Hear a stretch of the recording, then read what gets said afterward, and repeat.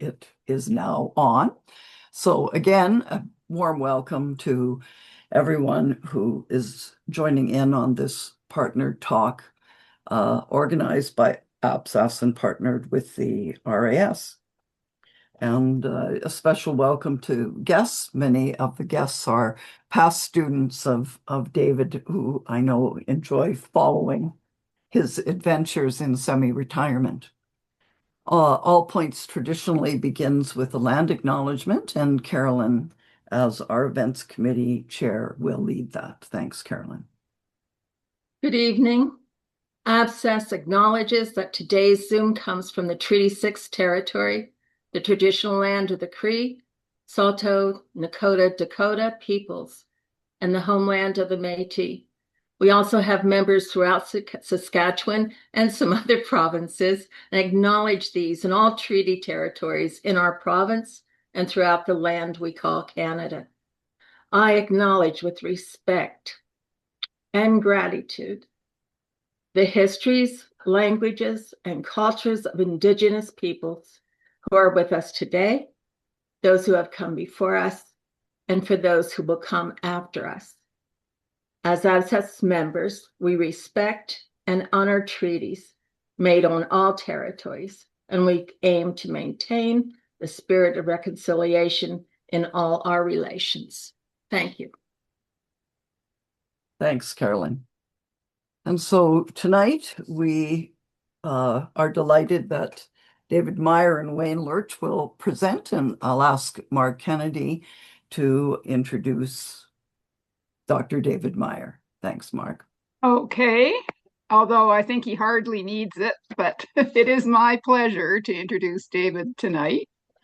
And it's also a bit of a challenge, because where does one start with such an accomplished career that shows no sign of easing off? David, and I had originally written allegedly, but David retired as a professor. He's now a professor emeritus from the Department of Archaeology in 2011 after teaching there since 1988. Before that, he worked for the Saskatchewan Research Council. But retired is not a category David fits into very well, because he maintains an office still in the archaeology building on campus, and I suspect he still maintains a regular schedule there. He is one of the hardest working people I know, and it is because he has absolute dedication and interest in the research he takes on. His publications, of which there are many, we'd be here all night if I were to start listing them, and his talks are a product of intense focus and attention to detail. Some puzzling aspect of the data, like tonight's talk on pipes, or something that needed more light shed on it to fill in a bigger picture, these are all characteristics of David's approach to research, so that the finished product is carefully crafted and polished. Now, this is from David's own description online, but his predominant interests are the archaeology of the Western Interior Boreal Forest of Canada and the adjacent plains, particularly, of course, pottery. Can't leave the pottery out. He has a long-standing interest in hunter-gatherer ethnology, especially relating to boreal forest peoples. All that is true, but let's take a look at his publications over the years, and you will find his interests are much more expansive than even that. From Paleo-Indian sites and artifacts up to the fur trade and early Euro-Canadian settlement. You get the whole package. So tonight we'll get further confirmation, as if we needed it, of David's enduring commitment to teasing out the human and personal from what might appear to be the mundane and uninformative. Now, I did write like 176 white clay pipe fragments, but I happen to find them not mundane at all myself. I look very much forward to hearing this talk. Over to you, Laura. Thanks. Well, I'm delighted to introduce Wayne Lerch. And I'm so happy, Wayne, you got the cowboy hat on, because many people might not know Wayne well, but if you were active with the Saskatoon Archaeological Society chapter, Wayne has driven in from Radisson religiously. He would come in the worst weather and always sit close to the front not always asking questions till he could talk to people at the break.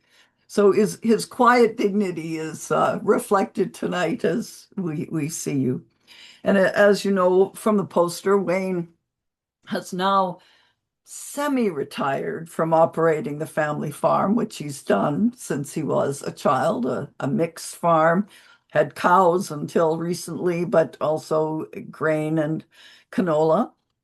And he loves the land. Many of you got to know Wayne a lot better from the All Points June trip out to Radisson.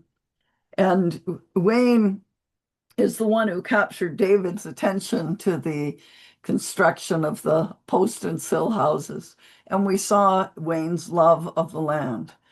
Wayne has been exploring the lands, has a knack for spotting artifacts, and as an avocational archaeologist, he knows the lands around Radisson like the back of his hand. And what is even, I think, very impressive, he has more than 107 different sites that he has recorded as he has found artifacts. Well, I guess I could also add that he spent 10 years in the oil patch. I suspect the call of the prairies and perhaps his wife Teresa is what brought him back. But as a longtime active member and also of the SAS and of All Points, we really thank him for his interest and the fact that he keeps inviting us all out to Radisson and area and leading us to just some wonderful sites. So thank you, Wayne, and thank you, David.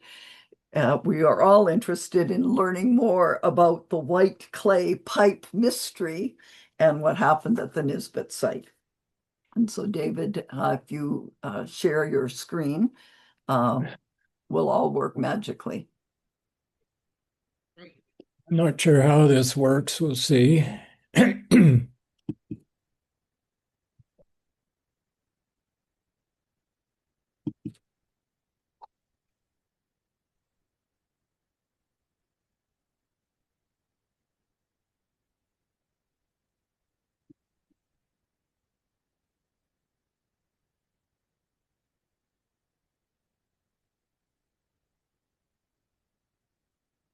The share screen button. I think it's under host tools. No, it isn't host tools. We might need Robert, who's our resident expert. Yeah, he said he was going to help me.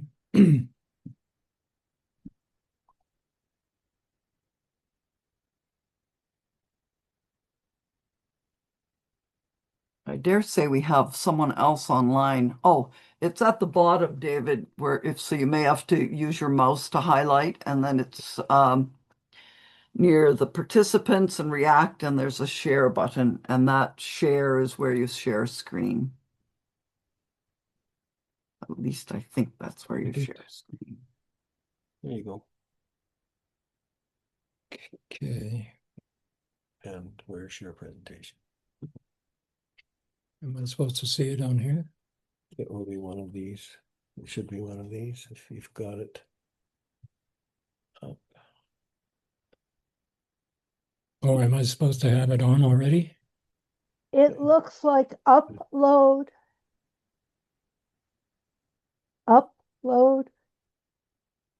sign, and it says share.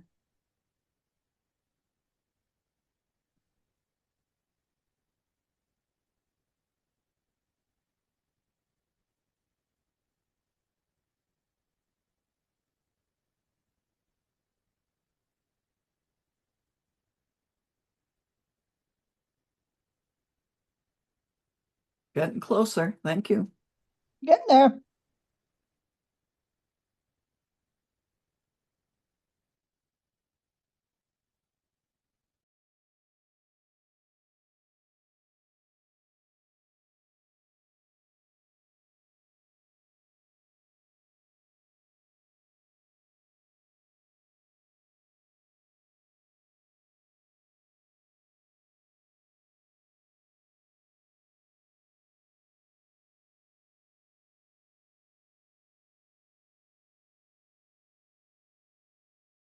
Okay, now share again. Yeah. And that's what you want. Yeah, And that's it. you should be good. And your audio's on, so. Can see you, can hear you. All right, just a minute. Do I get rid of this? No, Hmm? no, you can just leave that up. But I want to see the whole screen. I don't know if they can do that or not. Try here.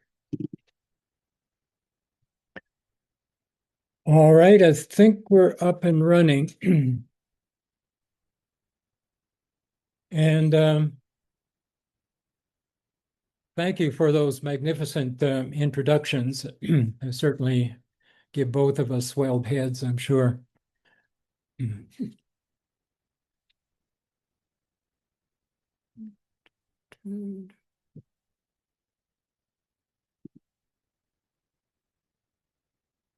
All right, so the site that we're going to be talking about, and the materials that we're going to be talking about are from the Nesbitt site. And I've marked it on this map. And as you can see, it is about halfway between the towns of Radisson and Hafford. And Saskatoon is in the lower right-hand corner of the map. So as you can see, we're not very far from the site. Takes about an hour to drive over there, Wayne? Yeah. Something like that. So it's not far away. And note the location of Redberry Lake. We're certainly going to be referring to it from time to time. The Nesbitt site is on this quarter section here. And as Wayne has recorded it, it pretty much takes up the whole of the quarter section. I have picked this particular image from Google Earth, which dates to 2011, because these sandy patches that were subject to wind erosion in the fields that summer are showing up quite nicely. And these are locations that Wayne was able to find artifacts at. And we'll come back to this image of the quarter section from time to time. Now, last summer, Wayne and I, on one of our expeditions in the area, I leaned out the window of his truck and I took this photograph of the quarter section that the Nesbitt site occupies. And as you can see, it is a Saskatchewan grain field. Wayne, I'm not quite sure what we were off doing that summer. We had, at some point, I know we had found two frame and field post on sill barns, which we hadn't found before. So that was a find. It may have been that particular time. And I think we had gone and checked something or other on the Tkachuk house. Maybe I'd forgotten a window. And the Pidrebeski house as well. Now, Wayne, just a few minutes ago, when he arrived here, proposed that we have a look at this excerpt from the Saskatchewan Archaeological Society's map. Well, the society was at least partly involved in producing this map of sites throughout Saskatchewan. Do you want to comment on this one, Wayne? In this black circle kind of comprises my area. I've collected over the last year since 1957. Where you see all the dense dots is kind of right in the middle of my farm, and that's where the pipes are found. That's where my farm sits, right in between. It's on the edge of the Thickwood Hills. And you said,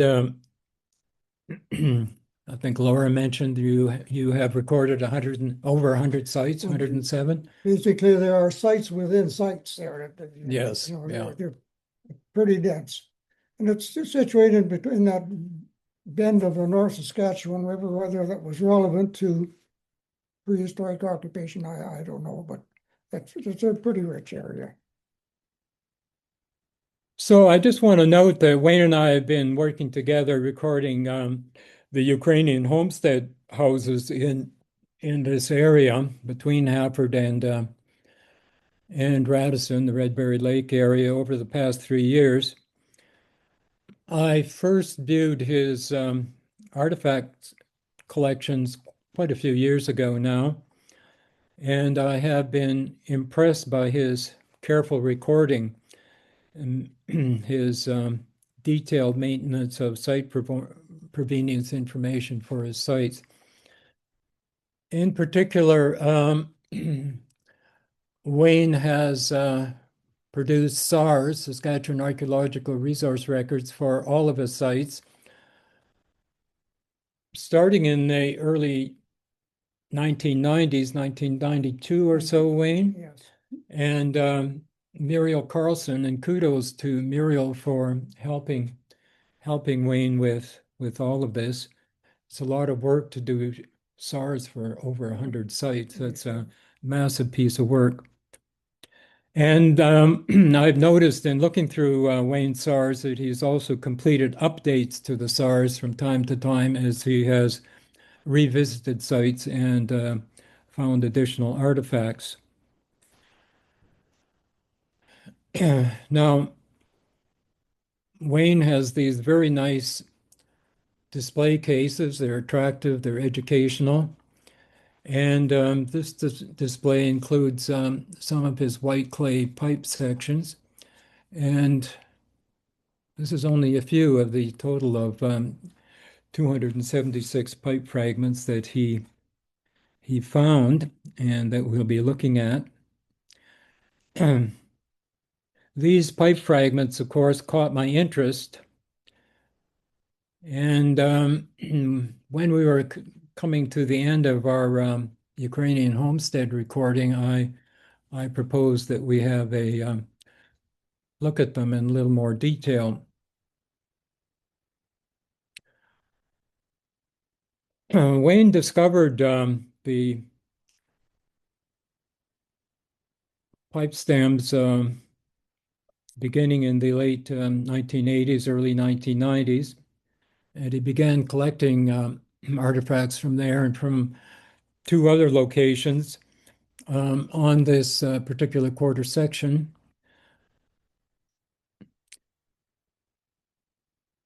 And he's checked the fields for artifacts from time to time through to 2012. And most of them are concentrated in these three areas. Before we get to talking about the white clay pipes, I want to do a bit of a prologue here. I want to comment on many of the items that Wayne has collected from the Nesbitt site from this particular quarter section that are not white clay pipe fragments. And I'm going to run through these quickly. The oldest of the tools, of the artifacts that he has found, is this Cody knife. And the Cody knife is part of the Cody complex, which dates around 9,000 to 8,600 years ago before present. And the Cody complex also includes, of course, the well-known Scottsbluff points and Cody points. So this is paleo-indigenous. These are some of the most ancient items in the province. This particular piece here I have agonized over, and I finally decided that it is very likely a Cody knife as well. It has the stem, it has the asymmetry. It's probably what that was. And then coming forward in time, there's a Burmese barb point. Now, this one doesn't look very barbed, but the barbs have broken off. And so this is well over 7,000 years ago is the date on these. And then moving forward, we have a mummy cave, early side notch point, and these are around 7,000, well over 6,000. And then a little more recent is the Salmon River fishtail point, and this is a very classic Salmon River fishtail, dating 6,300 to 5,200 before present. It's made of feldspathic siltstone, and this is interesting in that feldspathic siltstone is not found in central Saskatchewan here. Rather, you would have to go to southwestern Saskatchewan, south central Saskatchewan, probably even the Cypress Hills to get this material. So this is material that has been traded well to the north. Coming forward in time a bit more, we have a Long Creek point, and so this dates to almost 5,000 years ago, but somewhere between 4,500 and 4,900 years ago. And this, some of you may be familiar with the Eared Oxbow points. This is just a precursor to Oxbow. It's not quite there, but it's getting there. And then around 4,000 years ago are the McKeon points. This is McKeon lanceolate, and this is a very distinctive point type. It's easy to recognize. And then there's a Bracken point, over 2,000 years old. And Wayne had identified this in his material. These are all Wayne's photographs, of course, as Pelican Lake, and it certainly is related to Pelican Lake. Most of the Pelican Lakes are more nicely finished than this. So the Bracken points are sort of the rougher end of the Pelican Lake group of points. And then about 2,500 years ago, we have the Outlook point type showing up, and then Besant points. Besant is very well known, around 2,000, 1,500 to 2,000 years ago or so. Coming forward in time, the Samantha point from about 1,500 years ago. And then at the end of pre-European, pre-contact times, we have pottery. Here are some rim sherds, and these rim sherds are all from the same vessel, which is decorated around the exterior of the rim with pinches, finger pinches that you can fit your fingers into quite nicely. And that individual, by the way, had very nicely shaped fingernails. And some of the body sherds as well that Wayne collected. And then we're into the fur trade, the historic period. We have a musket ball. So we're into the period between 1700s and say the late 1800s. And even more recent is this McDonald tobacco tag. And these little heart-shaped tags were attached to plugs of tobacco. And I knew nothing about this particular company, but if you Google it, it's fascinating. It was a major, I think they started in Quebec and expanded into Ontario. A very successful company, and W.C. McDonald was an important philanthropist to universities, etc.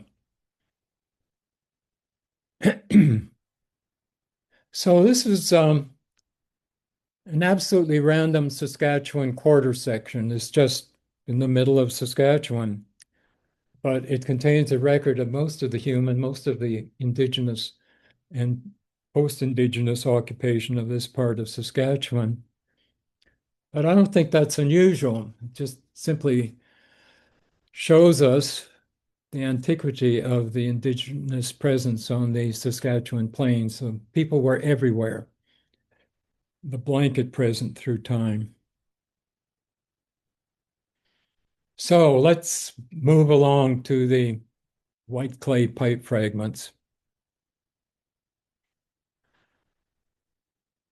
As we mentioned before, Wayne found artifacts in three main parts of this quarter section up in the northeastern corner, and that's where the pipe fragments came from. And lower down, we can see the Nesbitt family farmyard, and be coming back to that later, so keep that in mind. By the way, this area is slightly rolling farmland with some small ponds and sloughs, poplar bluffs. Probably not, I'm looking at Wayne here, probably not the greatest soil, sandy from time to time. And I think the early Ukrainian and in this case Scottish settlers found this wasn't the most productive homestead land that they could have picked. So, as I mentioned before, the pipe fragments in Wayne's display case, one of his display cases, caught my attention. And these are two that he was able to reconstruct to some extent from fragments.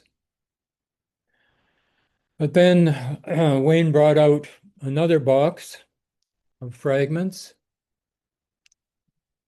and then more and more fragments, and my eyes were getting bigger and bigger. And that was certainly when I began to wonder, what in the heck is going on here? Also among that scatter of pipe fragments up in the northeastern corner of the quarter section, Wayne, you found a coin and a whistle. I was just asking Wayne about the whistle earlier. And a small strip of copper or brass. And do you have some ideas about what that small strip of copper was, Wayne? Probably a mouth organ reed.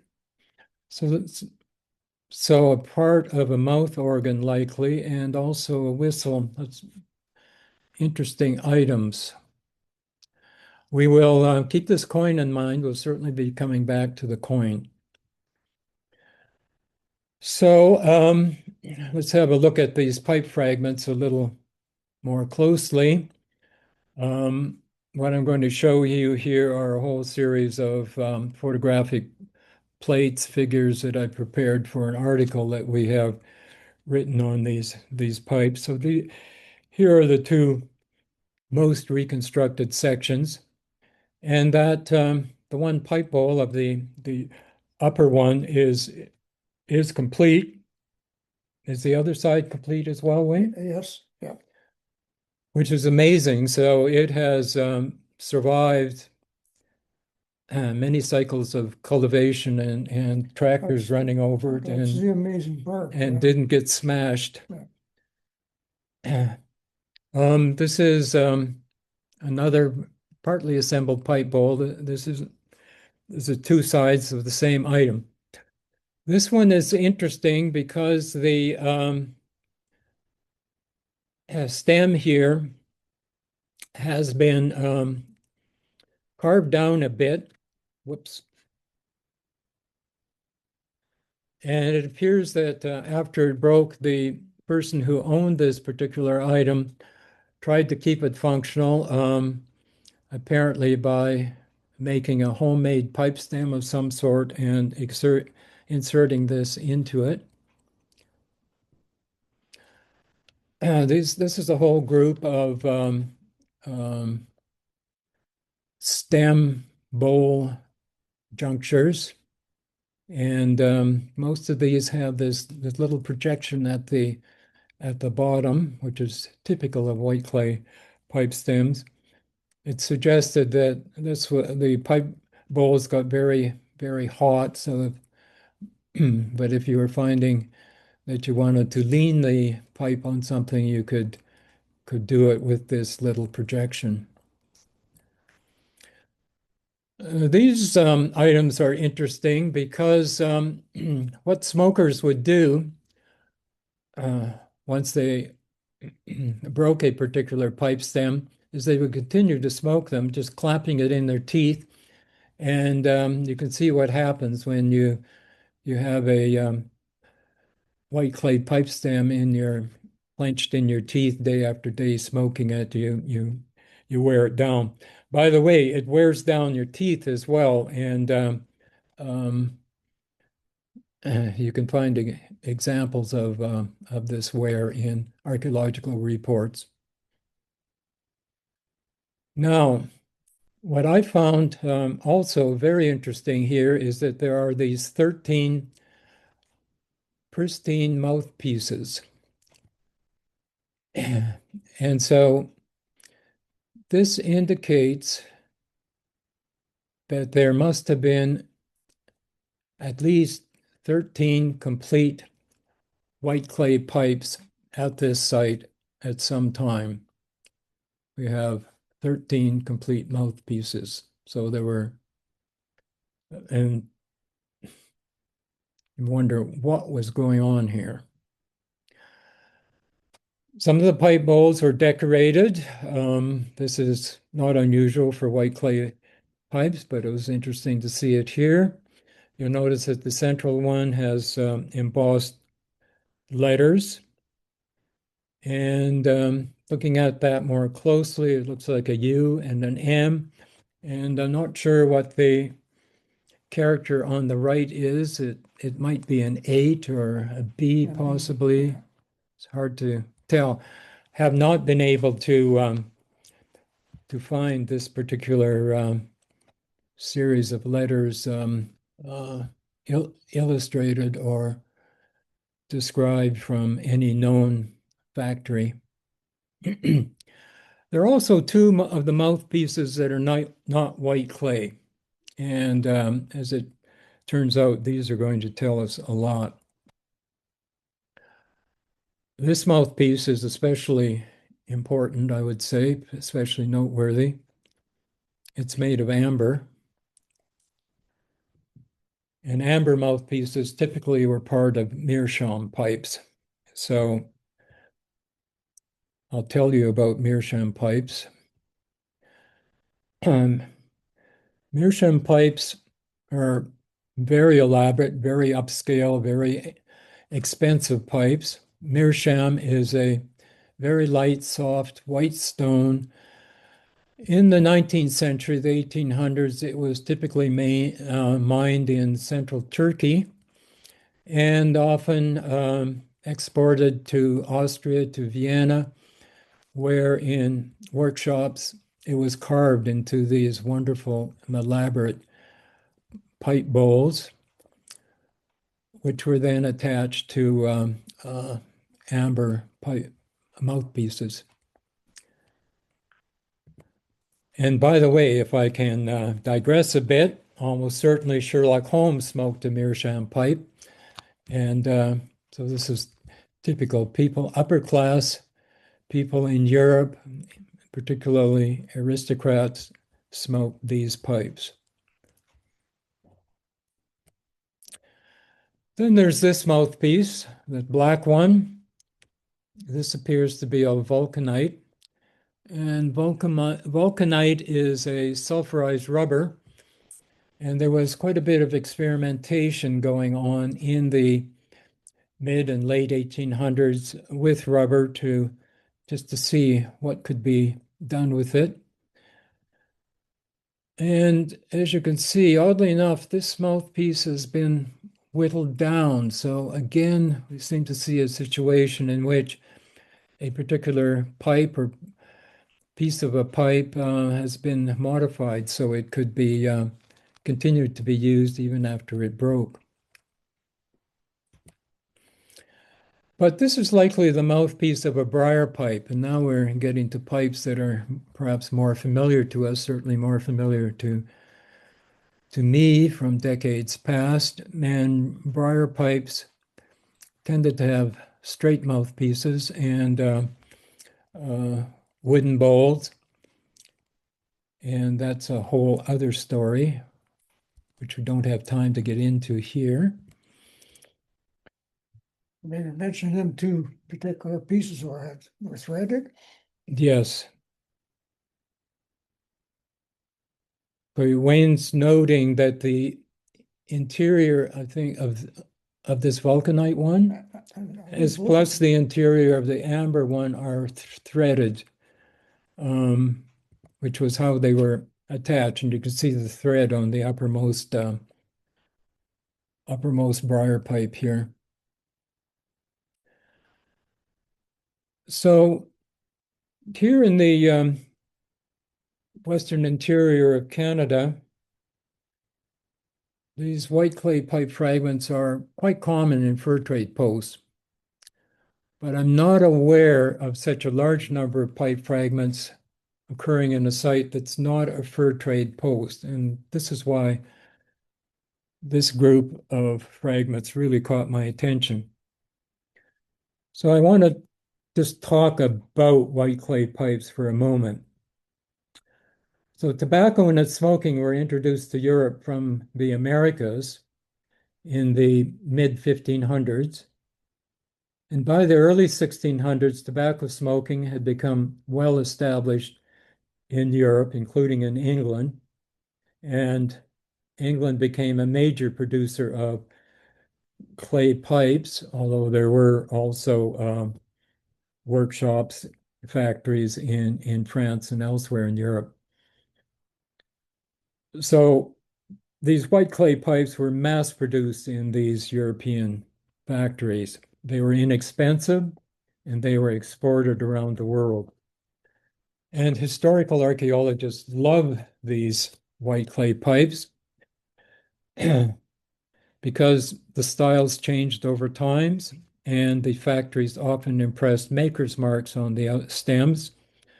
So the pipes can be used to date, at least approximately, when a site was occupied in historical times. And the fragments also provide evidence of the places from which the trade goods were obtained. Now, so as I've been getting at, this group of white clay pipes is anomalous. So how did this happen? Who was smoking these pipes? Seems likely that such a large number of pipe fragments were produced by a fairly substantial party of people who had camped here, lived there, the site, probably several individuals, and probably over a number of days or weeks, probably weeks. So then we ran through all of the, or a number of the likely possibilities. And I'll just take a drink of water here. Crews of the Palliser expedition came to mind. There's dates to 1857 to 59. And here in this photograph on the left, we have John Palliser. And on the right is James Hector, his right-hand man, next in command. And James Hector traveled through the Redberry Lake area. Now, this map here I've taken from the Palliser, one of the Palliser reports, and here you can see the South Saskatchewan River and North Saskatchewan. North Saskatchewan River. Wayne corrects me, thank you. And I have marked the Nesbitt site with a star, a red star on here, and Redberry Lake is just to the north. So James Hector and group traveled the Carleton Trail, which is marked on here, with two branches, and I'll come back to the two branches later. The Carleton Trail, by the way, I see it as beginning at Fort Garry at Winnipeg, and then extending northwest across the plains to Fort Carleton here, and then extending westward through Fort Pitt to Edmonton, to Fort Edmonton. And there is one red line here which crosses Redberry Lake. And at one point, Hector, in the wintertime, by dog sled, went up the North Saskatchewan River and then went west, heading for Fort Edmonton, and crossed Redberry Lake on the ice. And that is very interesting to read about. But on the whole, Hector remained north of where the Nesbitt site is. So I don't think the Hector's cruise had anything to do with the white clay pipe stems at the Nesbitt site. So what about employees from Fort Carlton, the hunters that were employed? They were usually headed by responsible bosses, crew chiefs, usually half-blood employees at the post. And in 1859, for example, the Earl of Southesk had met a Fort Carlton hunting party in the Eagle Creek area. And as usual, this crew consisted of a series of Red River carts, and they were headed by a Mr. Tate, I think a William Tate. But the thing about these Fort Carlton employees, hunters, is as I've shown on this map here, they traveled more or less south from Fort Carlton, which I've marked with a black dot here, out onto the open plains, and the buffalo hunts were carried out there and the meat taken back to Fort Carlton. So I don't think they were usually going to end up over in the Nesbitt site area. But very intriguing is this 1859 Canadian penny. And Wayne, you found this along with the white clay pipe fragments. Yes. And I guess I'm just naive about these things because I was surprised. I didn't think that there was Canadian money before 1867, but obviously there was. The other side of this penny is shown in this photograph on the left, and it's quite corroded, so I pirated from the internet this pristine photograph image on the right with the profile of Queen Victoria. But this is a Canadian one-set penny from 1859. So I was drawn down many rabbit holes in the course of dealing with this material, and one of them had to do with these early pennies. And actually, this was only the second year that Canadian one-set pennies had been produced. 1858 was the first year. There was no mint in Canada, so these were minted in London, England. Now, the year 1859 brings to mind the Earl of Southesk's party. The Earl was Scottish, of course. And for whatever reason, the Earl decided, instead of going on safari to the Serengeti, the savannas of East Africa, or shooting tigers in India, he decided to go on safari on the plains of Western Canada. And he and his guides traveled west from Fort Garry, in other words, Winnipeg, in the late summer of 1859. So they followed the Qu'Appelle Valley westward, they crossed the South Saskatchewan River, and then traveled west-northwest, really, over to the Bear Hills, apparently what is now the bigger Rosetown area. And eventually they they moved north to Fort Carlton.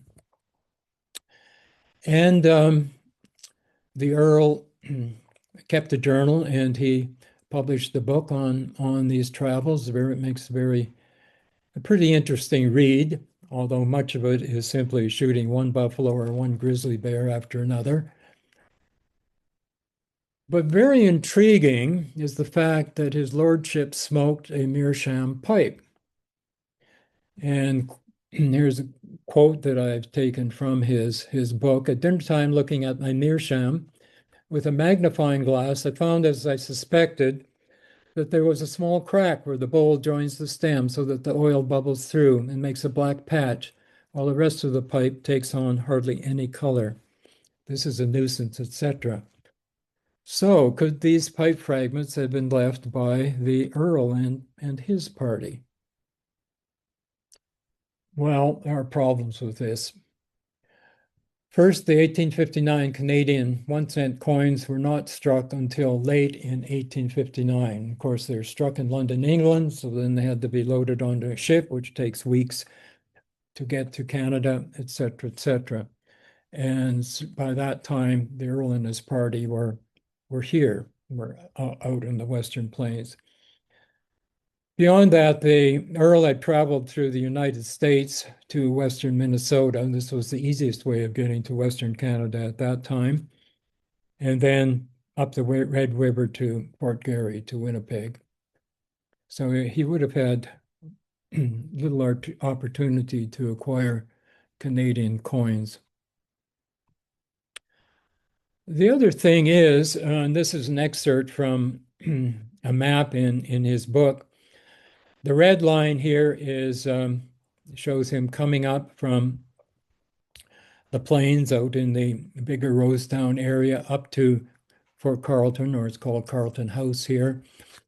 And then he traveled to Fort Pitt and beyond to Fort Edmonton and then into the edge of the Rocky Mountains.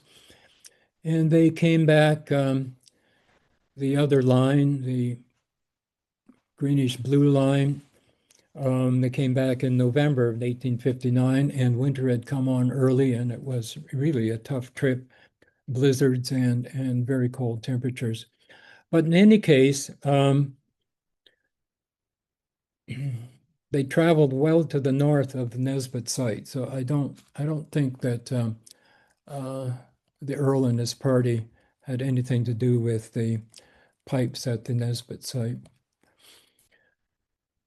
This map here, this is an excerpt from the 1888 Northwest Mounted Police map. And this is interesting because it very clearly shows the north and south branches of the Carlton Trail. And judging by the Earl's map, although his map is not very accurate, I think they were following the north branch of the Carlton Trail here, and so they would have certainly been well north of the Nesbitt site. There were other travelers through the area. There were what are called the Overlanders in 1862, and at that time there was a gold rush to the Caribou country in interior British Columbia, and a party of 150 individuals gathered at Fort Garry at what is now Winnipeg, and led by a fellow named Thomas McMicking, they headed off up the Carlton Trail to go through the mountains, eventually to interior British Columbia. This is in 1862. There was an artist along with the group named William Hind, and here's one of his drawings entitled Over the Campfire. And here's a couple of close-ups of characters that were drawn. And certainly the fellow on the left is smoking a white clay pipe. And it appears that the fellow on the left also has a white clay pipe. I'm not sure quite what he's doing. I thought maybe he had picked up a glowing twig or stick from the campfire and was lighting his pipe. And Wayne suggests he may have been tamping down the tobacco in his pipe, but in any case, it's interesting. So we have a depiction of two individuals here smoking white clay pipes. This party of 150 people produced 5 diaries on this trip. A couple of major ones have been published. They seen McMicken's party. By the way, they parted company, some of them at Fort Carlton, and some of them went south around the South Saskatchewan River, and others continued to follow the Carlton Trail. But this entry goes on to say, we passed the Thickwood Hills on the 3rd and the Lumpy Hills on the 4th. So they're passing through this area fairly quickly. Although on this day we passed through some immense fields of splendid strawberries, so evidently they stopped along the way to pick strawberries. But there's no particular indication that they left the Carlton Trail, so they would have been well north of the Nesbitt site. Then, almost the same time period, we have another 2 individuals, and these are Englishmen, William Fitzwilliam Milton and Walter Butler Cheadle. And Milton and Cheadle were tourists, maybe not exactly on safari quite in the way that the Earl of Southesk was, but certainly adventurers and tourists and on a shooting holiday. English aristocrats, or in the case of Viscount Milton, and certainly Dr. Cheadle was an upper-class Englishman as well. So here they are, decked out for their trip. And I think this photograph was probably taken at Winnipeg at Fort Garry, because I couldn't imagine that there was a camera out at Fort Carlton or Edmonton. Very young men, aged 26 and 23. Cheadle hadn't yet finished his medical training, but he did finish it after they went back to England. Viscount Milton was the person who apparently had decided he wanted to go on this adventure. He was not a very robust individual, not particularly well. He was an epileptic. And Dr. Cheadle was more or less brought along, I think, as his personal physician. Now, the person on the left in this photograph is Louis Batonet, and Louis was their guide, and Louis is the reason that they actually survived the trip, because these are greenhorns. They had absolutely no idea what they were getting themselves in for. And Louis and his wife and his teenage son accompanied Cheadle and Milton throughout their trip into the edge of the Rockies and back. For whatever reason, traveling up the Carlton Trail from Fort Garry, from Winnipeg, they decided to build a cabin way up in the Shell Lake area. I'm not exactly sure where it was, although they talk about crossing the Shell River and they talk about a large lake. And so through the winter of 1862-63, they took 3 trips down onto the open plains, because they're up in the Thickwood Hills, or the edge of the Thickwood Hills, and they go through the Thickwood Hills to get to the open plains in the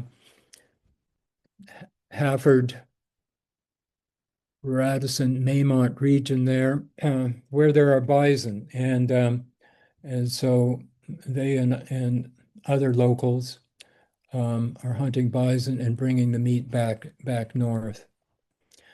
So three times they went. The first trip down from the cabin up there, just Cheadle and a party of hunters went down. Cheadle, by the way, was a really heavy smoker. He talks about that in his journal several times. Later in the winter, Milton accompanied the party, and he froze his nose and had to be taken back up home in a dog sled. So that was it for Milton. So that's a possibility. Then moving forward to the 1870s, we have Sir Sanford Fleming's parties, and these were government surveys, 5 of them in the 1870s. And this was surveys to determine the route of the Transcontinental Railway. And the crews included John McCown, a botanist, and McCown took part in 5 of these exploratory expeditions, 1872 to 1880. Here's a photograph of him in later life. And as usual, they travel west on the Carleton Trail. And he says at Fort Carleton, we crossed the North Saskatchewan and took what we call the Northern Trail for Edmonton. So recall that there's a northern and a southern branch to the trail between Fort Carleton and Fort Pitt. So again, it would seem that they were well north of the Nesbitt site. Now, McCoon always traveled with one of his sons as his assistant, and he was constantly collecting plants, species, dozens and dozens of plants. And so he did wander off the trail from time to time, but I'm pretty sure that they didn't wander as far south as the Nesbitt site. Then there were government land survey parties somewhat later. For instance, in 1883, the boundaries of the townships were surveyed. And I got the digital copies of the survey books of James McLean, in this case, who was the land surveyor, Dominion land surveyor. These are all available in digital form. They might have left the pipes, but we don't know where they camped. And this map from 1886 is interesting. So at this point, these surveyors had surveyed the township outlines in the Hafford Radisson area, but the interior 1 mile square units and quarter sections had not yet been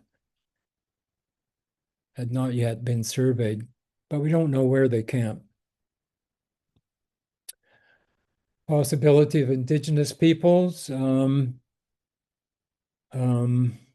are Plains Cree people in the region. Here's a photograph from the late 1800s of Lucky Man's Camp. And the heads of the chiefs of 2 other Plains Cree bands in the area were Atakakoop and Mistawasses. But the Crees made their own pipes, of course. This was traditional for hundreds or even thousands of years, probably. And there doesn't seem to be a great amount of evidence, as far as I know, of the indigenous people using the white clay, trading for and using the white clay pipes. So we next turn to the vulcanate pipe fragments. Pipe fragment, we only have one, and found out that it didn't come into use until the mid or later 1870s. One specialist says 1878, and then another publication said, oh, no, we have pipes of vulcanite in 1875. So based on this, it would appear that this group of pipes dates to or after the 1870s. So we're beginning to get a feel for the possibility that this group of pipes is quite late in the 19th century. And we began to look at the maker's marks on the pipes more closely. We have W. White. We apparently have Scotland. We have Glasgow. We got C78. So there's several fragments that have Glasgow impressed on them, and several with W. White and C78. Only one was Scotland. Well, the W. White Company was one of two major firms, factories, that were making white clay pipes in Glasgow. And William White had established this company in 1805, and his descendants operated it through to 1955. And pipes from this particular company were shipped and sold throughout the world. You can find them in Australia, you can find them in South Africa, you can find them in the United States and obviously Canada. But they're rare to absent here. I haven't been able to find other examples. And one of the largest samples is that from Fort Walsh, and they're not present in that. But they are sometimes present, found elsewhere in North America. For example, one has been reported from Burroughs Lake in northern Ontario. And this pipe was broken, but here it is drawn in its reconstructed form. It was a complete pipe. And Burroughs Lake is north of Lake Superior, northern Ontario. And it's all by itself at this particular site on campsite on the lake. And in this case, it's likely from an indigenous campsite. But here we have C78 W White. But so we have all these fragments with Glasgow, and one with Scotland.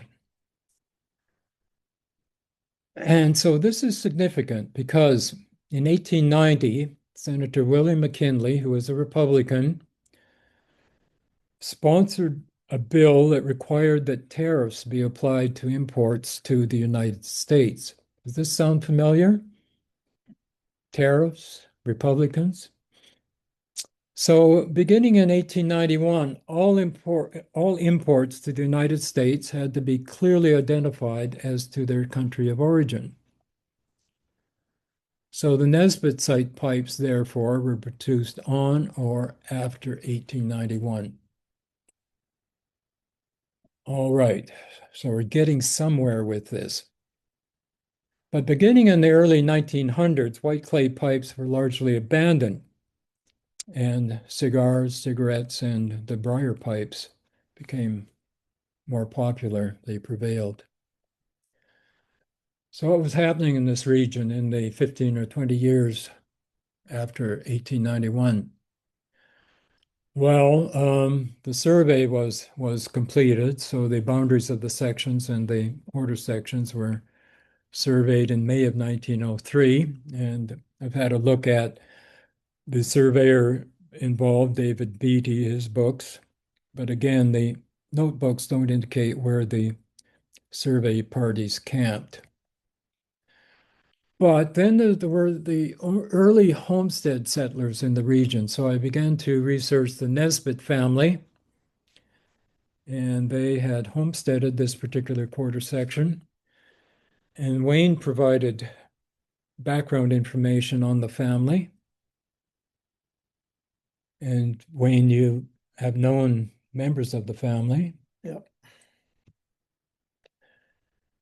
And the family has some detailed write-ups in the local history book, Reflections of Radisson. And this was published in 1983, I believe 83, covering the period from 1902 to 1982. And I also spent quite a bit of time on Ancestry.ca and Ancestry.com researching the Nesbitt family, searching census records, obtaining passenger records of the immigration ships from Britain. So, in the summer of 1903, James Nesbitt and his son Richard sailed from Glasgow.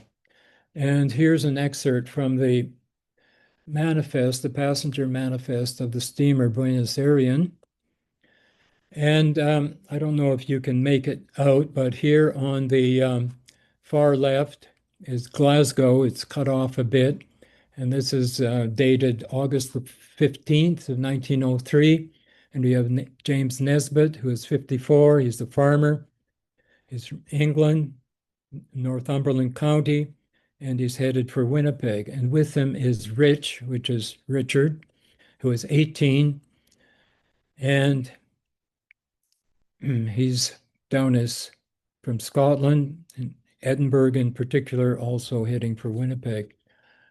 So James's wife, the mother of the kids that we're going to be talking about here, had recently died, and possibly this prompted the family's immigration to Canada. James and Richard, or Dick, had been preceded by another son. This was William, and William had sailed from Glasgow in the spring of 1903. And this is just to show you what a passenger manifest looks like. They're on the steamer Sardinian. And here's a close-up of William's entry. Here we are, Nesbitt William. He's age 23. He's a laborer. He's from Newcastle, England, and he's headed for Winnipeg. And William traveled to Manitoba, and he worked there through the summer on a farm, worked for a farmer in the Dauphin area. So James and Dick made their way to Saskatchewan. They were joined by William. I don't know how these people got in contact in those days, but there was a telegraph. And the three of them traveled to the Radisson area. They selected a homestead quarter section, and this is the familiar quarter section that we're dealing with. And by October of 1903, they had built a frame house, 16 by 22 feet. And this is from James's homestead application, which I obtained from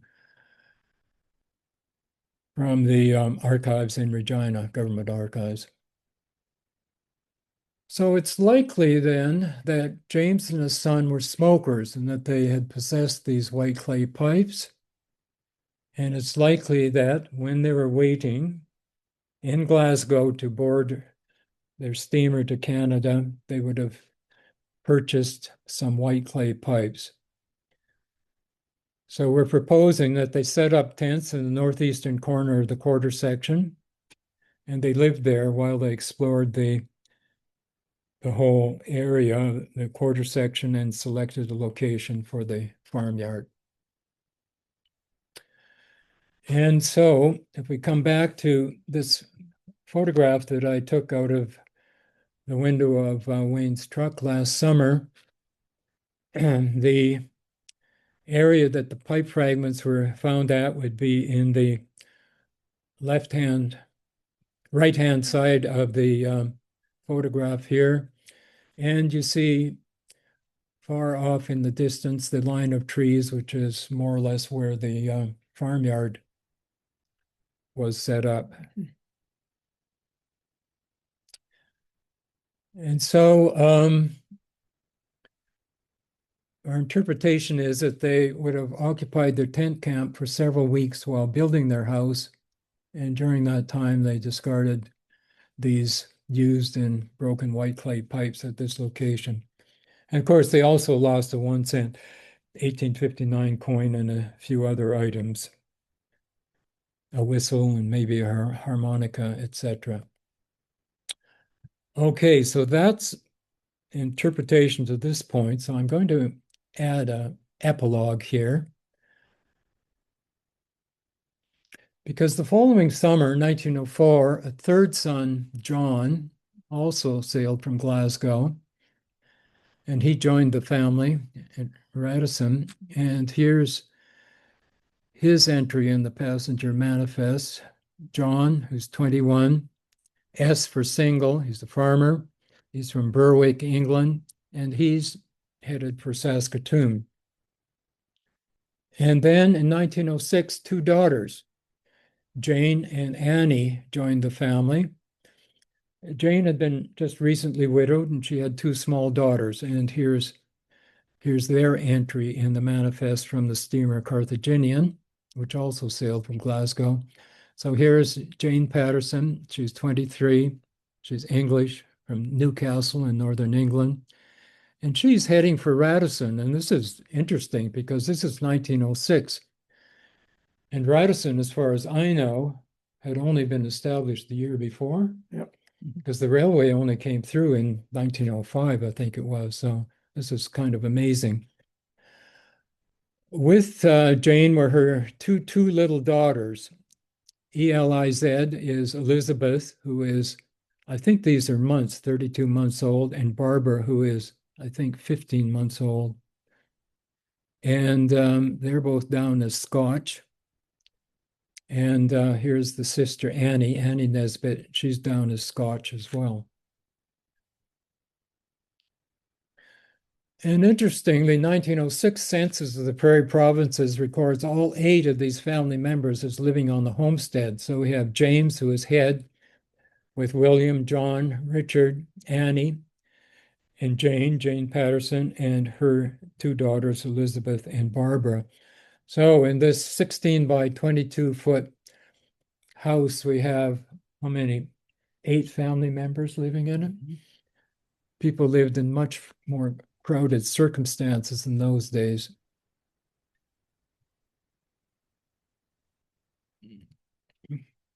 Now, speaking of Elizabeth,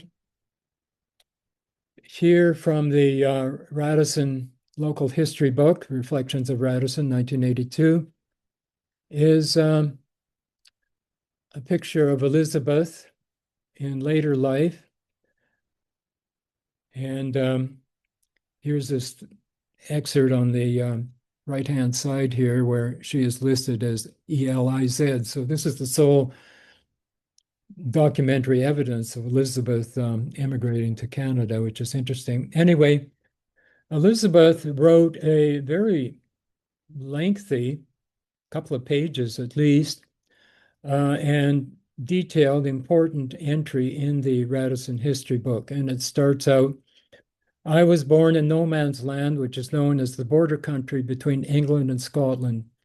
My father died in 1905, and in 1906, my mother, Aunt Annie, my sister, and I sailed from Glasgow bound for Canada. So here again, Glasgow comes up and is obviously the point of embarkation. Now, Wayne pointed this photograph out to me. This is also in the Radisson history book. The Nesbitts became established members of the community. And here is James Radisson, not a very good photograph of him, in the Zimmerman Hotel bar room. And I must say, this is very elegant. It is just a beautiful bar room. And this is captioned prior to 1915. And the reason for that is in 1915, Prohibition came in and all establishments like this were closed. Seems like a waste. And then also in the Reflections of Radisson, the community history book, is this photo, which I was amazed to see. This is the photo of Dick Nesbitt smoking a pipe, and this is about 1945. He's here with a nephew. Actually, this is a grandnephew, I think 2 generations down from Dick. he never married. But a close-up, so he's smoking here a briar pipe, not a white clay pipe, but I think that it's quite likely that Dick had been smoking pipes since he arrived in Canada over 40 years before. And so and I think Wayne would agree with me that Dick was one of those who smoked at least some of those white clay pipes that we have been examining. And that's it. Thank you.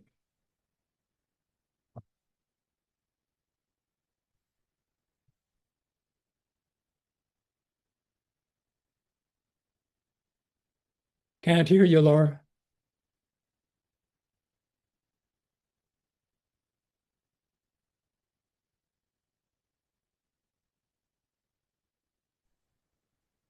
Thank you.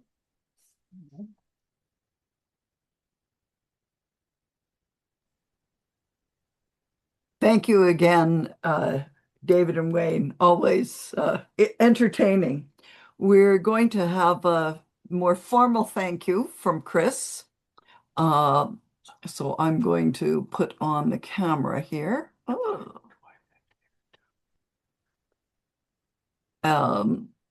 Chris is thanking everyone once I make some attempt to get the video up. No, that's not working. Gonna cancel recording? Not yet. First, we have thank you, and then we'll have questions and a few other things. We aren't in the dark about the white pipes anymore, but you'll hear a voice. This is Chris, former colleague of David, who has enjoyed past adventures very much with Wayne. Thanks, Chris. Well, David and Wayne, I would like to thank you very much for this intriguing presentation. I never really paid attention to white clay pipes before, but I certainly will now. But David, I think, speaking from my own experience, your presentation was a magnificent demonstration of archaeological research based on the via negativa, where you start with certain hypotheses and one by one eliminate them. And I thought that was just masterfully done. And Wayne, that couldn't have been done without your precise recording of where you found that material. There would have been if you hadn't have recorded it the way you did and with the precision, that type of research would be impossible. So I want to thank you both. That was both in terms of the recovery of the material and the identification of context and association and the way that information was utilized was just masterful. A very sincere thanks to both of you.